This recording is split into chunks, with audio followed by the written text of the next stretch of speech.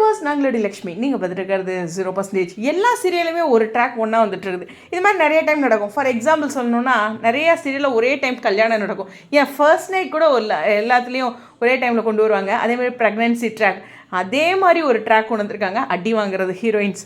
இதில் பயங்கரமாக அடி வாங்கினதுன்னு என் மனசில் ஃபஸ்ட்டு தோன்றது காவேரி தான். ஏன்னா நல்ல விஷயம் பண்ணிவிட்டு அந்த பொண்ணு அடி வாங்கியிருக்கு அப்படிங்கிற ஒரு வியூ தான். அத்தனை அடி எனக்கு ஞாபகம் இருக்குது. எக்கச்சக்கமான அடி.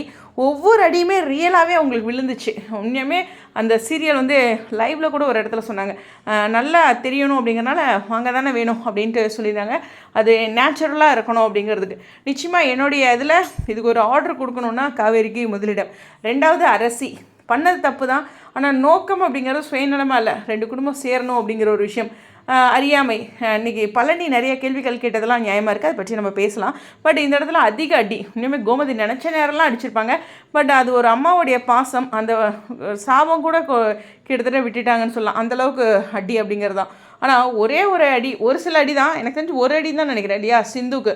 ஆனால் ஒரு அடினாலும் பயங்கரமாக பல்லாருன்னு அந்த பொண்ணு என்ன சொல்கிறதுனே தெரில. இந்த ஹீரோயினை பொறுத்தவரையிலும் சிந்து எல்லாமே ஹீரோயின்ஸ் எல்லாருமே பார்த்திங்கன்னா ஒரு சில ட்ராக்கில் அவங்க மேலே நிறைய தவறு இருக்கும். அதை நம்மளால் அக்செப்ட் பண்ணிக்க முடியும், அக்செப்ட் பண்ணாமலும் இருக்க முடியும். நம்ம திரவியம் ஃபஸ்ட்லேருந்து பார்த்ததுனால இவங்க சீரியலில் புதுசுங்கிறதுனால எனக்கே ஆட்டோமேட்டிக்காக சப்போர்ட் திரவியத்துக்கு தான் போகுது. அதனால தான் இதை பற்றி பேசவே இல்லை. ஏன்னா ஹீரோயினை தாக்குற மாதிரி போயிடுமே அப்படிங்கிற ஒரு விஷயம். பட் சிந்து பண்ணுறது நிறைய தவறுகள் இருந்தாலும் ஒருத்தருடைய மனுஷனுடைய இதில் இன்றைக்கி திரவியம் சொல்லுவார், இன்றைக்கி ஹீரோ சொல்லுவார் அந்த சீரியலில், நம்மளுடைய சிவா. ஸோ என்னுடைய வாழ்க்கையும் போயிடுச்சு, கேரியரும் போயிடுச்சு, என்னையும் கம்முனு கொன்று அப்படிங்கிற மாதிரி சொல்லுவார். அவ்வளோ ஒரு ஆக்ரோஷமான ஒரு டைலாக், ரொம்ப நல்லா பண்ணியிருப்பார். ஸோ இந்த இடத்துல சிந்து அவங்களும் பயங்கர அடி. ஆனால் இவங்க எல்லாத்துக்கு மேலே ஒருத்தருக்கு அடி பயங்கரமாக விழுந்தாலும் நமக்கு கோவமோ வருத்தமோ வரக்கூடாது, சந்தோஷம் வரும். ரோகிணி தான். ஸோ இந்த இடத்துல ரோகிணி இன்றைய எபிசோட் உண்மையுமே அடி. உண்மையுமே இவங்க 4 பேருமே சொல்லலாம் உண்மையாலுமே தானே வாங்கியிருக்காங்க. ஃபார் எக்ஸாம்பிள் இப்படி ஓங்கி கையை பக்கத்தில் வச்சு அது மாதிரிலாம் இல்லை, பலார்னு ஒவ்வொருத்தரும் வாங்கியிருக்காங்க.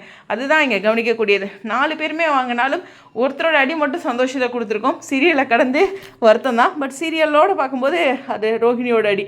ஆனால் அவங்களுக்கு 4வது இருந்தாங்க, ஏன்னா அவங்க செஞ்ச தப்புக்கான அடி தானே அப்படிங்கிற ஒரு வியூ தான். எனிவேஸ் இதில் நம்பர் 1 காவேரி தான். ஏன்னா அவ்வளோ அடி எனக்கு இன்னும் ஞாபகம் இருக்குது. நான் ஒவ்வொரு சமயமும் போட்டு நொறுக்குன்னு நொறுக்கிட்டாங்க சாரதாம்மா. இன்னும் கண்குள்ளே இருக்குது. ஆனால் கோமதியுமே பயங்கரமாக அவங்க ஆக்டிங்கை பாராட்டுறோம், அடியும் நொறுக்கிட்டாங்க. ஸோ இவங்க 2 பேத்துக்கும் அதிக அடி கிடச்சிருக்கு அப்படிங்கிறது தான். எனிவேஸ் உங்களுடைய கருத்துக்காக ஸ்டேடியம். சன் டிவியில் சொல்லுவாங்களா அது மாதிரி இந்த மாதம் அடி மாதம் அப்படிங்கிறது தான். Anyways stadium.